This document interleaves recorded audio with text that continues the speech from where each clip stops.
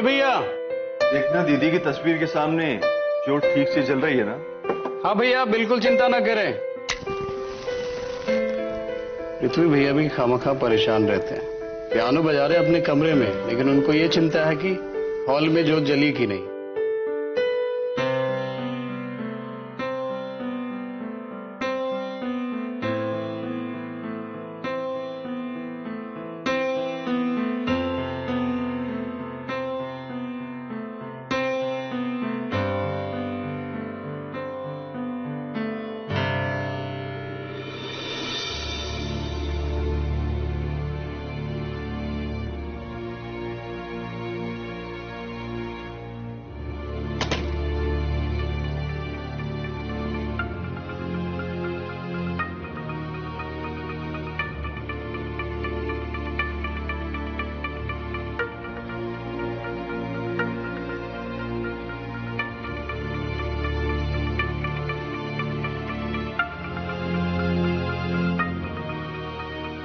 सूरज, जी भैया। खाना लगा देना, मैं जीजा जी को नीचे से लेकर आता हूँ। ठीक है भैया, मैं खाना लगा देता हूँ।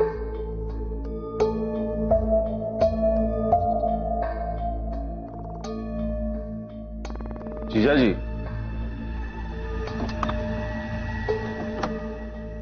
जीजा जी,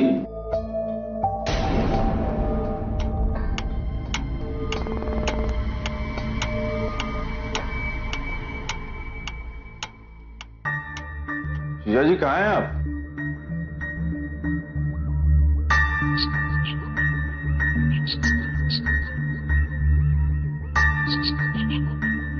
जीजा जी,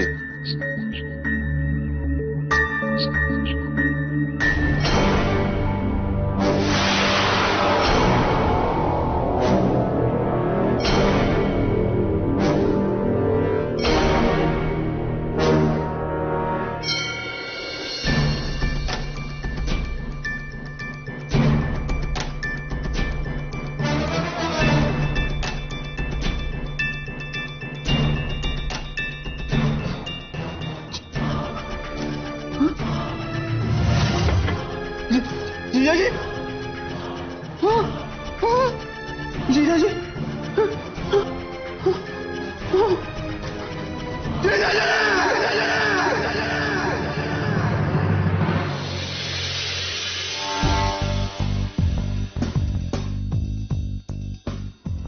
सर,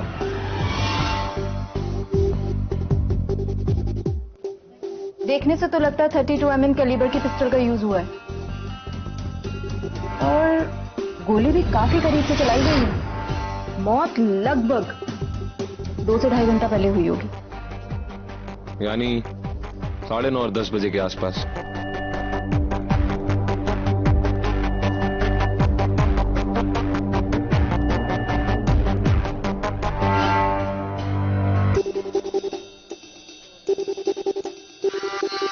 ठीक है।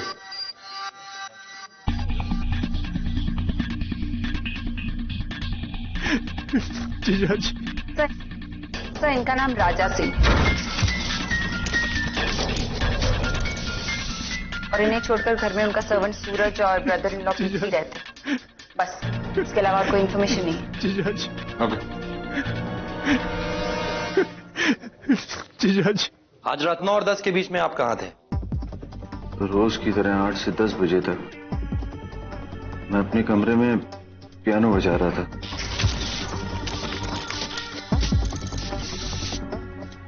करीब 10 बजे मैं जीजा जी को ढूंढते हुए उनके स्टडी रूम में गया और वहां जाकर मैंने पाया कि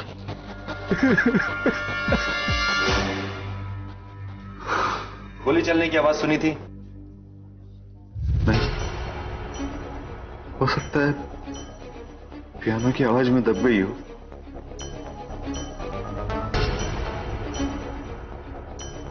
नौ से 10 बजे के बीच तुम कहाँ थे?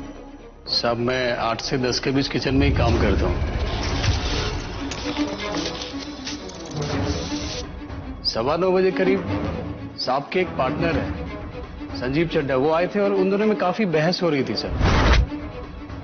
और कब गए थे वो? साहब ये तो नहीं पता है। तुमने गोली चलने की आवाज सुनी थी? नहीं साहब। तुम किचन में क्या कर रहे थे? साहब मैं 8 से 9:30 बजे तक खाना बनाता हूँ साहब, और 10 बजे तक मैं अपनी गर्लफ्रेंड से बात करता हूँ साहब। रोज? हाँ साहब, टाइम फिक्स है। 9:30 से 10 बजे के बीच ही क्यों? साहब बबीता आजमगढ़ की रहने वाली है, जो मेरी गर्लफ्रेंड है साहब। वो डॉक्टर के क्लिनिक को संभालती है साहब। तो डॉक्टर साहब 9:30 बजे चले जाते हैं, तो आधे घंटे तक उन्हीं के फोन से मुझसे बात करती, फिर वो घर चली जाती है साहब। छोटू, इसकी भी गर्लफ्रेंड है। तुम्हें ना चुल्लू भर पानी में डूब बनना चाहिए। कब तक तुम 11:30 बजे हर संडे को डिपार्टमेंटल स्टोर में वही सामान खरीदते रहोगे जो तुम्हें नहीं खरीदना चाहिए, है ना श्री?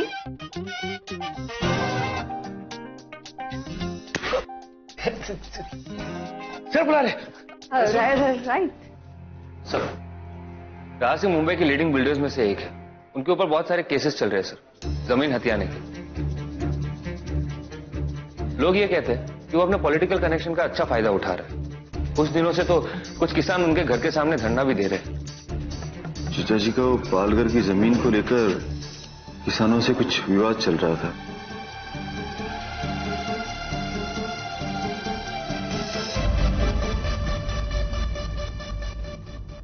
ये तस्वीर किसकी है? ये तो हमारी भाभी है। वो दीदी है मेरी। 2 साल पहले उनकी डेथ हो गई। आज उनकी बरसी है। इतने बड़े बंगले में कोई वॉचमैन नहीं है? है, मगर वो 4 दिन की छुट्टी लेकर गया है। आयशा,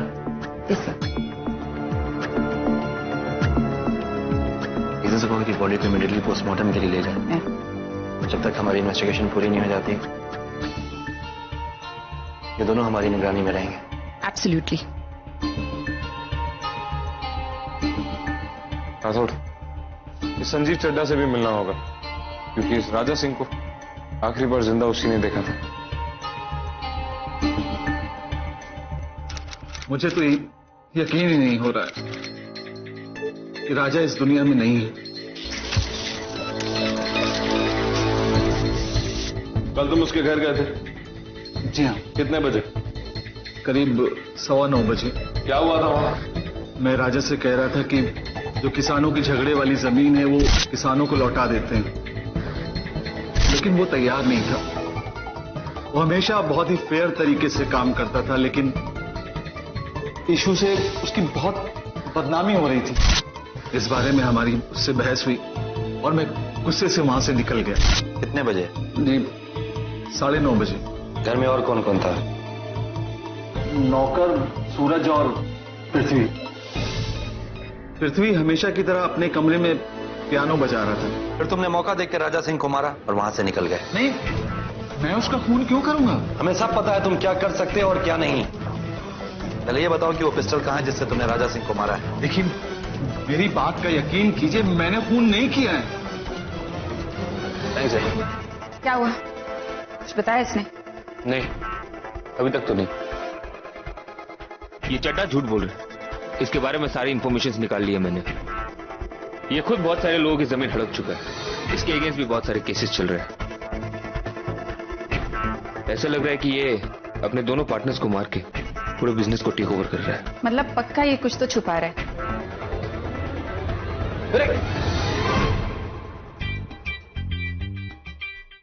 मुझे भी ऐसे लगता है। क्या? किसने? आयशा, श्री, मुझे अभी अभी इंफॉर्मेशन मिली है कि पवई के नेपच्यून सोसाइटी में सीमा नाम की एक लेडी का मर्डर हुआ है। Let's move.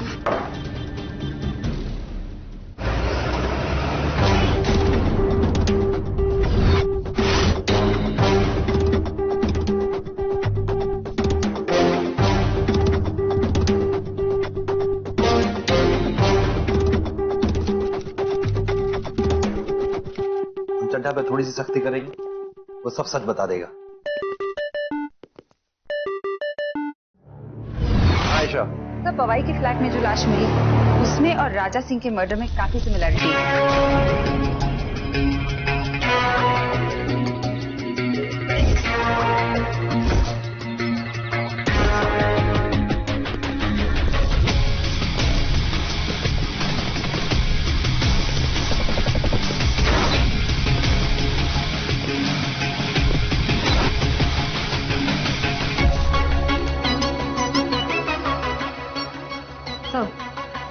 ये मर्डर भी कल रात को ही हुआ है, 8 और 9 के बीच, ठीक वैसे ही जैसे राजा सिंह का हुआ था। 32 mm कैलिबर की पिस्टल का यूज हुआ है।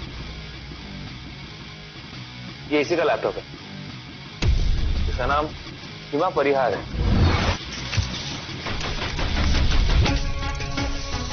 लैपटॉप की इंफॉर्मेशन के मुताबिक राजा सिंह के साथ काम करती है as a partner as well as a managing director. मतलब दोनों मर्डर्स आपस में जुड़े हुए। सर, किचन में गैस ऑन थी।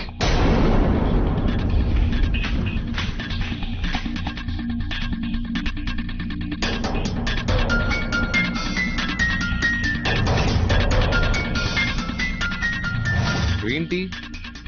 इसका मतलब यहां कोई ऐसा आया था जिसे ये बहुत अच्छी तरह जानती है। चड्डा, उसे इन दोनों की मौत से सबसे ज्यादा फायदा होने वाला था। सीमा ने 3 साल पहले राजा की कंपनी ज्वाइन की थी एज ए रिसेप्शनिस्ट, लेकिन 1 साल में वो मैनेजिंग डायरेक्टर के साथ साथ पार्टनर भी बन गई। सर ये पर्स सीमा का है, लेकिन इसमें डेबिट कार्ड राजा के। स्ट्रेंज। ट्रैवल एजेंसी के कुछ मेल्स भी है जहाँ पे ओवरसीज हॉलीडेज के ऑफिस है राजा सिंह और सीमा के एड्रेस पे। पार्टनर्स तो वो थे, लेकिन साथ में कुछ और भी बिजनेस चल रहा था। Hanky panky business.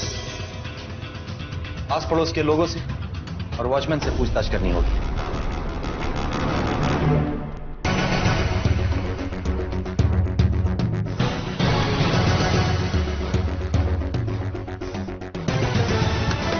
मिल गया। जयदीप सिंह यहाँ पे 8:20 को आया था। ये एंट्री इसी वॉचमैन ने की है। ऊपर हेडर और नीचे की एंट्री की हैंडराइटिंग सेम है। एंट्री तुमने क्यों की?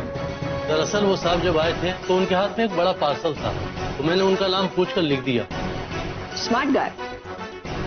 जब हम सीढ़ी से नीचे उतर रहे थे, सीढ़ी के पास मैंने एक गिफ्ट रैप बॉक्स भी पड़ा हुआ देखा। हाँ सर, यही लेकर आया था। बोलो इसे।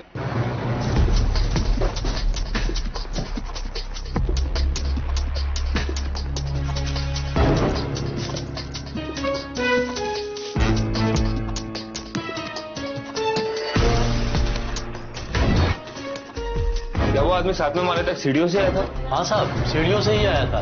तो मैंने बोला भी कि मैडम तो जो है 7वें माले पर रहती है, लिफ्ट से चले जाओ। तो बोला कोई बात नहीं। क्या तुम्हें उसका हुलिया याद है? हाँ, उसका हुलिया मुझे याद है। स्केच आर्टिस्ट बुलवाओ और इस वॉचमैन से मिलवाओ। Right sir.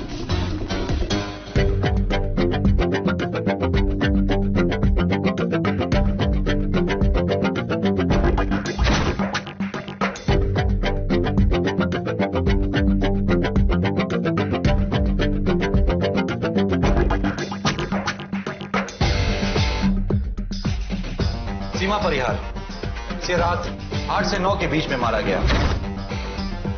और राजा सिंह, इसका खून रात 9 से 10 के बीच में किया गया है।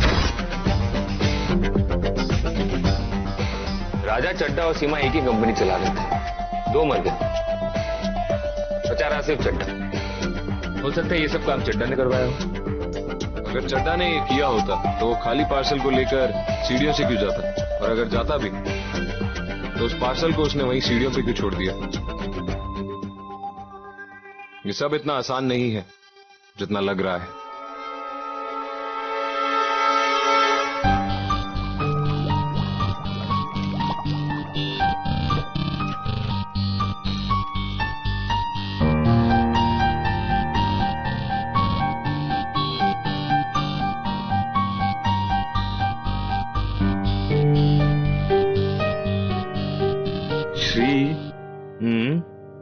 अगर तुम और लिसा बात नहीं कर सकते।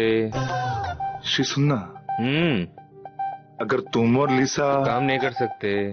नहीं श्री, मेरा मतलब है अगर तुम और लिसा दोस्त नहीं बन सकते। अगर तुम और लिसा एक साथ शादी कर ले तो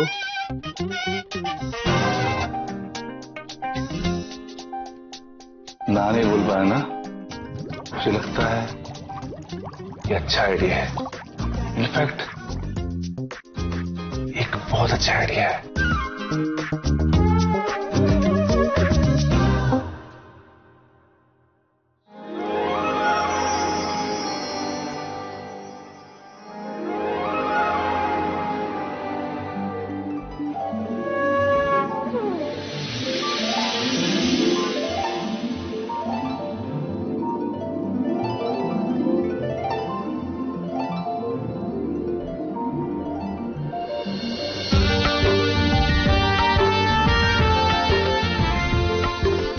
छोटू चौथा पात्रा मी मरने का उम्र नहीं है मेरा अभी। तो ये जो तेरा ड्रीम सीक्वेंस है ना, इससे बाहर आ जा। अरे तुम लोग दोनों बहुत अच्छे लग रहे थे, एकदम स्वीट कपल, एकदम ढिंचैक, एक हाईटेक कपल, पता है मस्त लग रहे थे। छोटू मेरे पास और एक आइडिया है। क्या? अगर तू और लिसा शादी कर ले तो क्या चोरी लगेगी? Beast and the beast.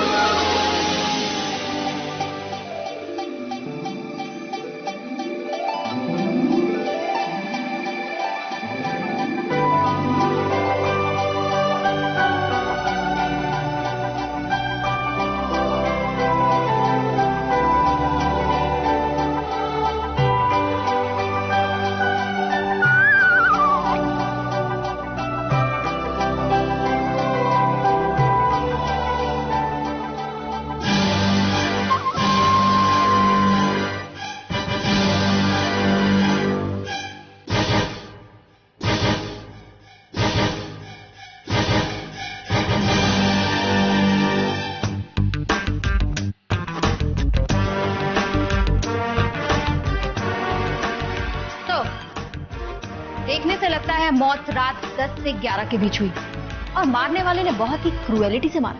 हाँ, 10 से 11? 10 से 11 क्या? क्या हुआ छोटू? कुछ नहीं लिसा, अपना छोटू है ना, बड़ा हो गया, तुमसे कुछ कहना चाहता। नहीं कुछ नहीं। वो क्या है ना कि वो शादी क्या? हाँ वो मतलब हो गया, रिपोर्ट रेडी, मतलब नहीं हो गई ना। आराम से करो, इसको डिस्टर्ब नहीं करते श्री। मतलब हम चलते चलते ना श्री, चलते ना, चलना, चल बुला रहे अर्जुन सर, तू चलना, चल।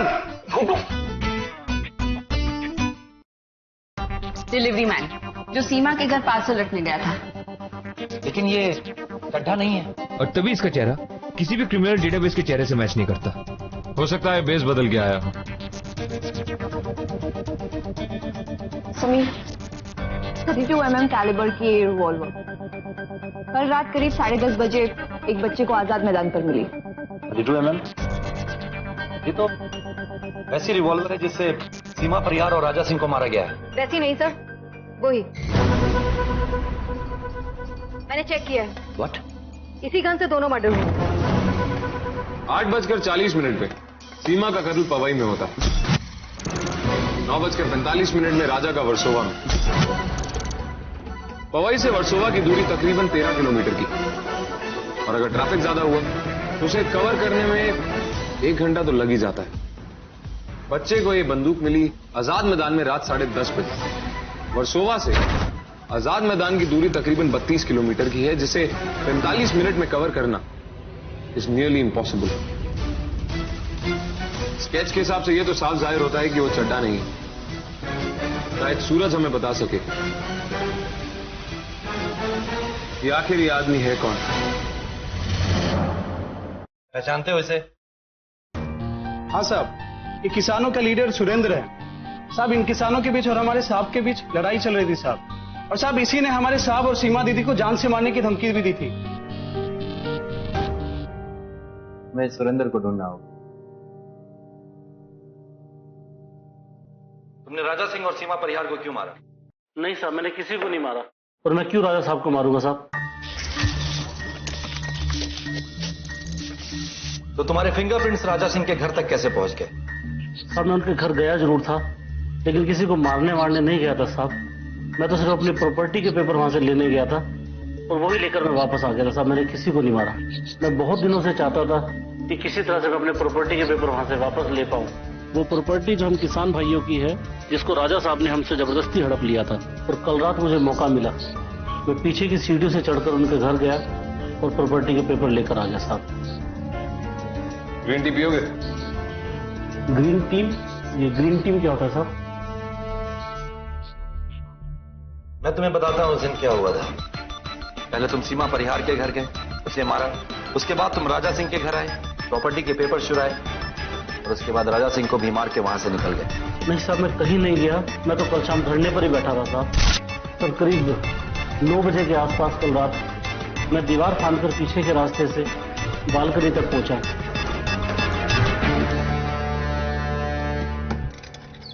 और मैंने देखा राजा साहब कुर्सी पर बैठे हुए किताब पढ़ रहे हैं, और मैं इसी इंतजार में कि मुझे मौका लगे और मैं वहां से पेपर उठा लूं, मैं वहीं पर खड़ा हुआ इंतजार करता रहा साहब। तभी साहब तकरीबन 9:15 बजे चड्ढा वहां पर आया और चड्ढा राजा साहब से कहने लगा, बोलो। एक पार्टी है, वो किसानों वाली जमीन में इंटरेस्टेड है यार। बहुत अच्छा सौदा है, बेच देते हैं। अरे किस जमीन की बात कर रहे हो तुम? अरे वो पालघर वाली जो हमने खरीदी थी। वो हमने कब खरीदी थी? वो जमीन तो सीमा की है। सीमा की कौन सी? हमने खरीदी थी, मैंने पैसे दिए थे, कैश पैसे यार।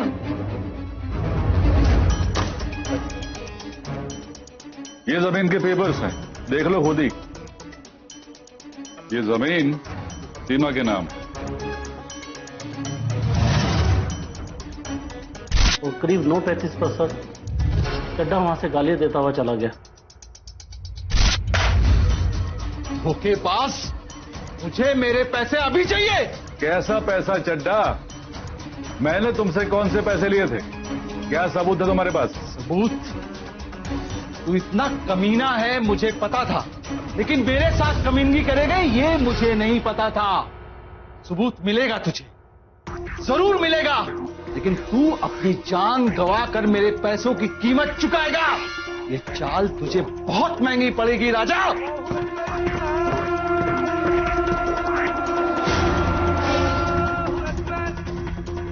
और राजा साहब भी जब उठ के टॉयलेट गए, मैंने मौका देखा और मेरी प्रॉपर्टी के पेपर लेके वहां से भाग गया साहब। मुझे लगता है राजा ने चड्ढा के साथ बहुत गलत किया है, तभी चड्ढा उसको इतनी गालियां दे रहा था साहब।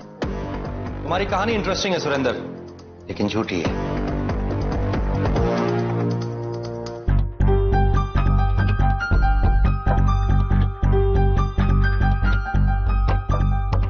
क्या ये वही आदमी है जो सीमा के घर आया था? लगता तो वैसे ही है। हाँ शायद यही था। कोई और भी था जिसने इसे देखा हो?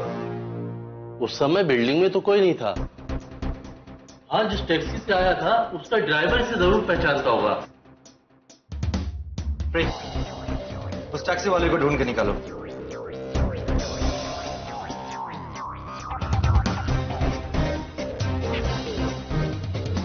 लगता तो वही है साहब। हाँ साहब, ये वही है। इसका भाड़ा हुआ था 225 रुपए। इसने मुझे 1000 का नोट दिया। जब मैंने 775 रुपए वापस किए, इसने बोला रख लो।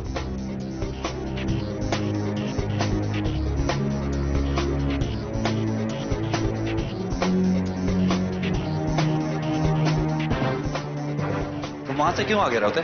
सुरेंद्र ने खून नहीं किया था। मतलब क्या कहना चाहते हो तुम? फर्स्टली, सीमा जिसे सुरेंद्र पहले ही धमकी दे चुका था, वो सुरेंद्र को एंटरटेन क्यों करेगी? इसके लिए ग्रीन टी क्यों बनाएगी? और वैसे भी जैसा हमने अभी देखा, सुरेंद्र को तो ये भी नहीं पता कि ग्रीन टी होती क्या है। उसके बाद सुरेंद्र जैसा किसान 1000 रुपए का नोट निकालता है और टैक्सी वाले को 775 रुपए की बड़ी टिप देता है। Sounds impossible. पॉइंट। लेकिन उन 2 चश्मदीद गवाहों का क्या, जिन्होंने सुरेंद्र को वहां पे आते हुए देखा है? याद करो राठौड़, उन दोनों आदमियों ने हमसे एक ही बात कही। हमें लगता है ये वही, इसने कंफर्म नहीं किया। और वैसे भी चड्डा ने हमसे झूठ कहा कि उसकी और राजा की लड़ाई किसानों की जमीन को लेकर, जबकि सुरेंद्र ने कहा कि उन दोनों के बीच में झगड़ा पैसों को लेकर हो रहा था। और सुरेंद्र ने यह भी कहा कि चड्डा रात 9:30 बजे वहां से निकला। हो सकता है कि सुरेंद्र के वहां से निकलने के बाद चड्डा वहां दोबारा आया। चड्डा हमसे कुछ छुपा रहा है, और वो क्या छुपा रहा है ये खुद चड्डा हमसे बताएगा। तुमने झूठ बोला है हमसे। वो नहीं तो तुम राजा के घर से 9:30 बजे नहीं, उसे मारने के बाद 9:45 बजे निकले थे वहां से। हमारे पास इस बात के भी सबूत है कि तुम्हारी और राजा सिंह की लड़ाई जमीन को लेकर नहीं हुई थी, बल्कि तुम दोनों की लड़ाई पैसों को लेकर हुई थी। और जितने भी सबूत हैं वो सब इस तरफ इशारा कर रहे हैं कि तुम ही ने राजा सिंह और सीमा को मारा है। अब तुम्हें कोई नहीं बचा सकता। सुनिए, मेरे और राजा के बीच में क्या हुआ, ये वॉइस रिकॉर्डिंग है मेरे पास, जो ये साबित कर सकता है कि मैं वहां से 9:30 बजे निकला और तब तक राजा जिंदा था। लेकिन तुमने ये रिकॉर्डिंग की क्यों थी? वो मुझे सबूत चाहिए थे कि राजा ने मुझसे पैसे लिए। हे चड्डा, क्या हाल चाल?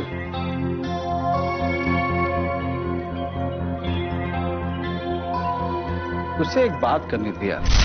पैसा ब्लैक का था, इसलिए मेरे पास कोई और तरीका नहीं था साबित करने का।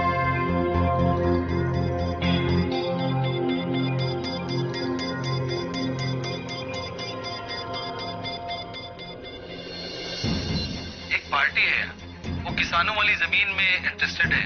बहुत अच्छा सौदा है, बेच देते। अरे किस जमीन की बात कर रहे हो तुम? अरे वो पालघर वाली जो हमने खरीदी थी। वो हमने कब खरीदी थी? वो जमीन तो सीमा की है। सीमा की कैसे यार?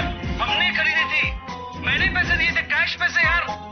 ये उस जमीन के पेपर्स हैं, देख लो खुद ही। ये जमीन सीमा के नाम पे है। ओके पास कमीने, मुझे मेरे पैसे अभी चाहिए। कैसा पैसा चड्डा? मैंने तुमसे कौन से पैसे लिए थे? क्या सबूत है तुम्हारे पास? सबूत? इतना कमीना है मुझे पता था, लेकिन मेरे साथ कमीनगी करेगा ये मुझे नहीं पता था। सबूत मिलेगा तुझे, जरूर मिलेगा, लेकिन तू अपनी जान गवा कर मेरे पैसों की कीमत चुकाएगा।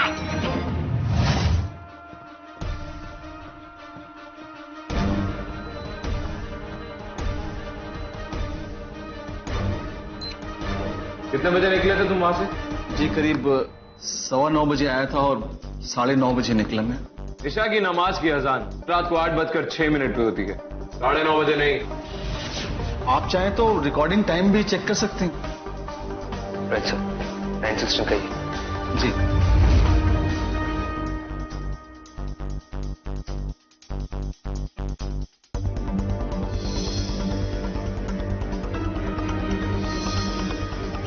तुमने रिकॉर्डिंग में एक बात नोटिस की रहा था क्या?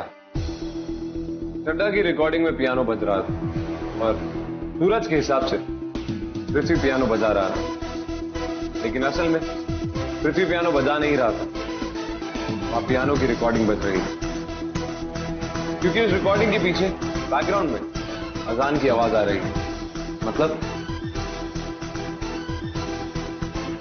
ये रहा था कि पृथ्वी उस वक्त घर पे था ही नहीं। तो तुम ये कहना चाहते हो? हाँ, Prithvi. Come on Raut, he is a blind man, वो देख नहीं सकता है, और अगर कोई देख नहीं सकता है तो वो ऐसा प्लान मर्डर कैसे कर सकता है? राठौड़ कहते हैं कि अगर आपकी देखने की शक्ति ना हो तो ऊपर वाला आपके बाकी सेंसेस को बहुत स्ट्रांग बना देता है। मुझे यकीन है, लेकिन रिकन्फर्म करने के लिए मुझे वॉचमैन और टैक्सी ड्राइवर दोनों को री एग्जामिन करना होगा। जिस आदमी को तुमने नेपच्यून टावर के बाहर छोड़ा था, ऐसा हो सकता है कि वो अंधा हो? नहीं साहब, वो आदमी अंधा नहीं हो सकता साहब। अगर वो आदमी अंधा होता तो उसे भीड़ कैसे दिखाई देती? वो मुझे राइट लेफ्ट के रास्ते कैसे बताता साहब? वो अंधा नहीं हो सकता साहब। जो आदमी बिल्डिंग में गिफ्ट लेके आया था, क्या तुम्हें वो अंधा लगा था? नहीं साहब, वो देख सकता था।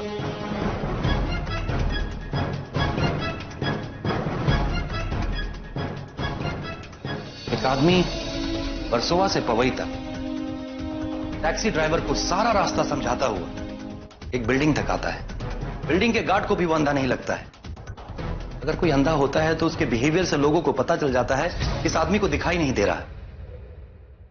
वो वर्सोवा से पवई तक आता है, एक मर्डर करता है, और फिर पवई से वर्सोवा वापस आता है, राजा सिंह को मारता है। उसके बाद मर्डर वेपर डिस्पोज करने के लिए वो आजाद मैदान तक जाता है। एक अंधा आदमी ये सब करेगा? No.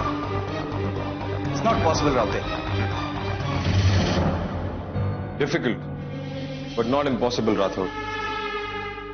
देखना यह है कि इस आदमी ने इतने डिफिकल्ट काम को अंजाम दिया कैसे। पवई जाना है।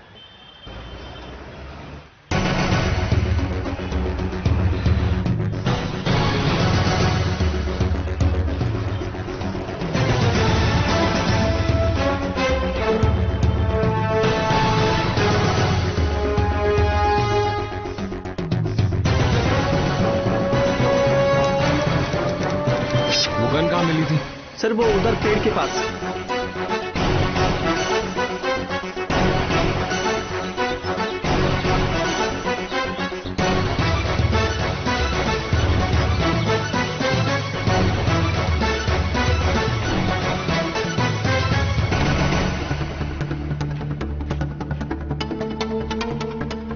इसे मेरी आंख पे बांध दो। मैं, तुम और पृथ्वी एक खेल खेलेंगे।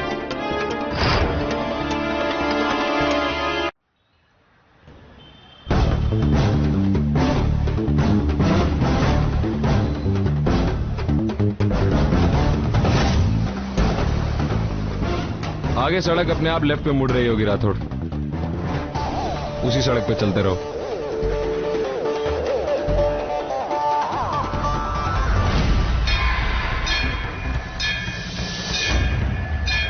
यहां से राइट ले लो राठौड़।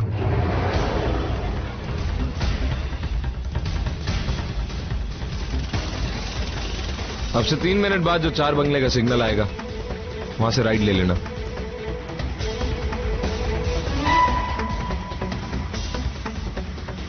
तीन मिनट हो गए, यहां से राइट ले लो।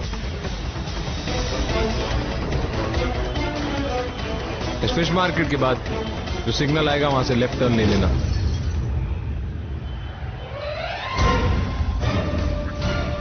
ये वेस्टर्न एक्सप्रेस हाईवे है, यहां से सीधा चलो। ये LNT है, आगे वाले सिग्नल से राइट, और फिर लेफ्ट हैंड साइड पे तुम्हें 2 बिल्डिंग्स दिखाई देंगी। उनका एक कॉमन गेट है, उसके अंदर ले चलो। सीमा वहीं रहती थी। राइट पृथ्वी जी?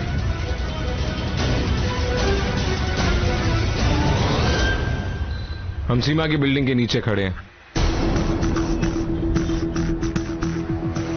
ये लो।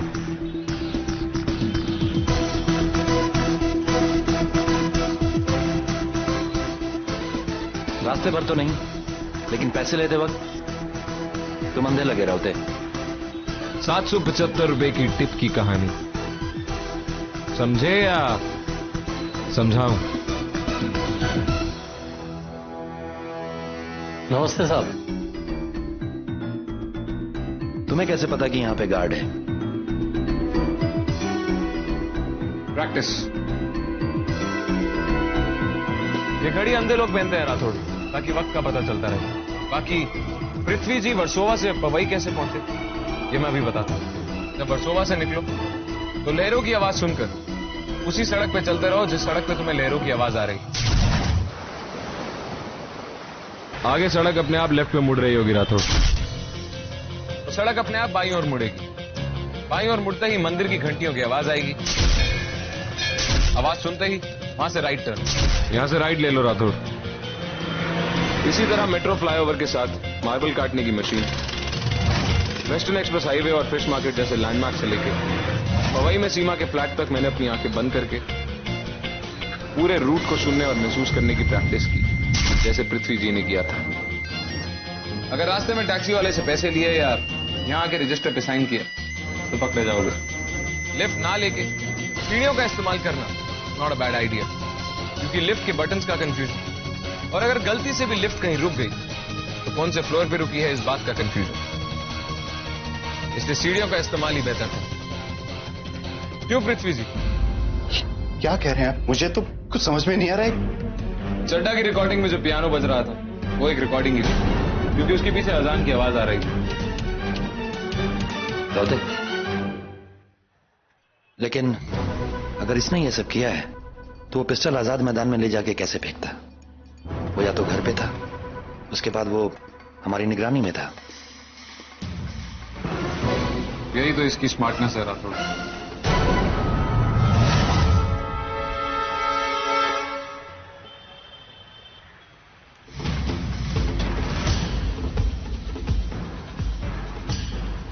पिस्टल को ऐसे बलून्स के साथ लगा के उड़ा दिया गया।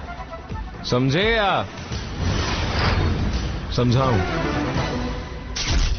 गैस खत्म होने पर बलून्स कहीं भी गिर सकते थे, पर इत्तेफाक से वो आजाद मैदान में गिरे। पिस्टल वहां पर नहीं।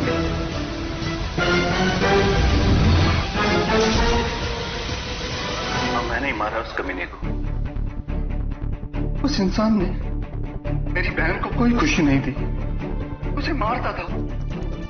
और फिर उस रिसेप्शनिस्ट सीमा के साथ रिलेशन बना लिया। मैंने कई बार देखा है आपको उसके साथ, और जो आप ये बिजनेस ट्रिप का बहाना बना के एक एक हफ्ता उसके साथ छुट्टी मनाते हो, वो भी जानती हूँ मैं।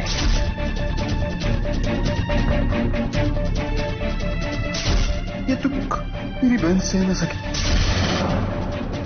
उसने आत्महत्या कर ली। जिंदगी में वही तो मेरी माँ बाप सब कुछ थी, और ये जिसके कारण हुआ वो थी सीमा परिहार। उसको तो मुझे मारना था। मैंने दोनों के मर्डर का प्लान बनाया। राजा जब भी सीमा के लिए कुछ भी भेजता तो मैं ड्राइवर के साथ उसके घर जाता। मैंने उससे व्यवहार बढ़ाया, उससे दोस्ती की, यहां तक कि उसे दीदी कहता था। 1 साल तक उसके घर जाता रहा। उसके घर का पूरा रास्ता मेरे दिमाग में बैठ गया था। बदला लेने का समय आ गया था। सर 225 रुपए। चलो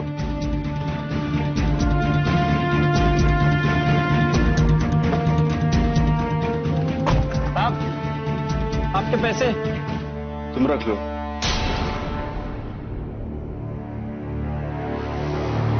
मेरे हाथ में ये गिफ्ट है, एंट्री आप ही कर दीजिए। नाम बताओ। जयदीप सिंह। किस नंबर में जाना है? 701। साइन कर लीजिए आप भी। अरे साहब, मैडम तो 7वें फ्लोर पे रहती हैं, लिफ्ट से जाइए ना, सीढ़ियों से काहे के लिए जा रहे हैं? मैं सीढ़ियों से जाऊंगा।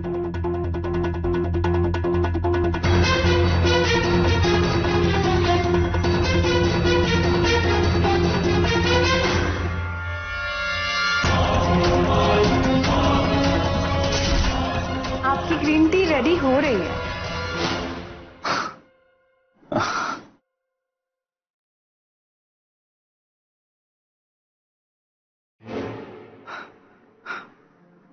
दीदी बधाई हो। मुझे तो पहले से मालूम था कि एक दिन दीदी की जगह अब जरूर लेंगी।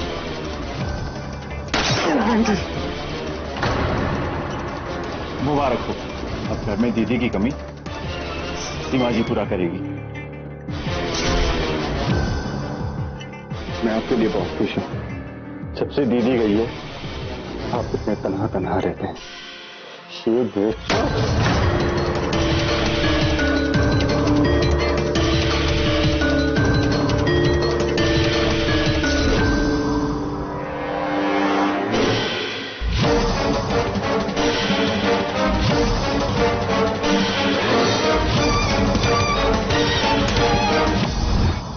लेकिन किसान के भेष में? हमारे घर के सामने कई दिनों से धरना लगा हुआ था। इसमें एक आदमी सबसे ज्यादा बोलता था, वो था सुरेंदर। मैं बालकनी में बैठ के उसके मुंह से लगाए हुए नारे सुना करता था। मैंने सूरज से पूछा ये कौन है? उसने मुझे इसके बारे में सब कुछ बताया। कैसा लगता है ये भी मुझे बताया। तब मेरे दिमाग में एक आइडिया आया कि मैं काम इसके भेष में करूंगा। मैंने ये बात सूरज को बताई और उसने मुझे बिल्कुल उसके जैसा बना दिया। फिर मैंने उन दोनों को मार दिया।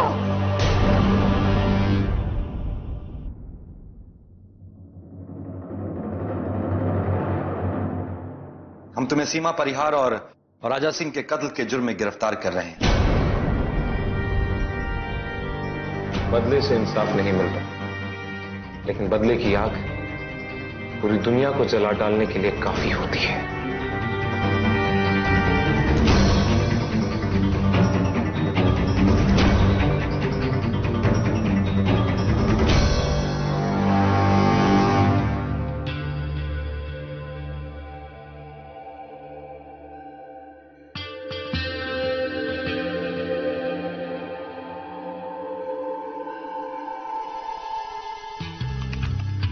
बड़ा शहर की लिमिट नहीं, लालच की भी नहीं, और लालच के आगे अपनों का ख्याल तक नहीं।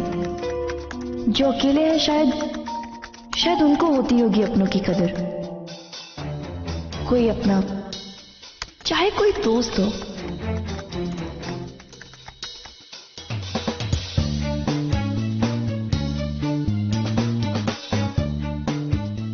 और दोस्त भी ना हो तो दुश्मन से काम चल जाता है।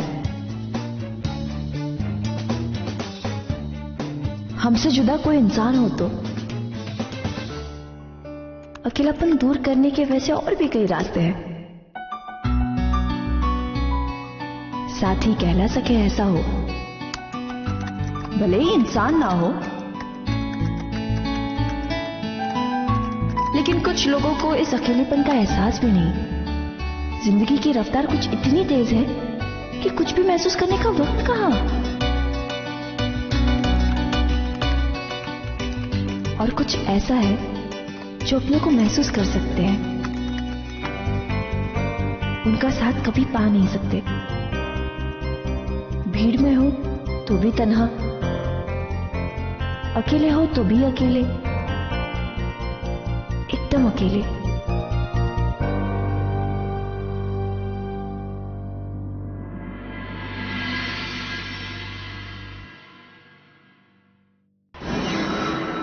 It's an accident. हो सकता है शराब के नशे में ये पुल के अंदर गिर गया। ये एक्सीडेंट नहीं, मर्डर लग रहा है। कल रात रंजीत एक रेपिस्ट मारा था, उसके साथ सरकारी वकील, और फिर 12 घंटे बाद वो मैजिस्ट्रेट जो उस केस की आखिरी सुनवाई कर रहा है। There is a link between the 3 cases. कोई तो ऐसी कड़ी है जो इन तीनों केसेस को आपस में जोड़ती है।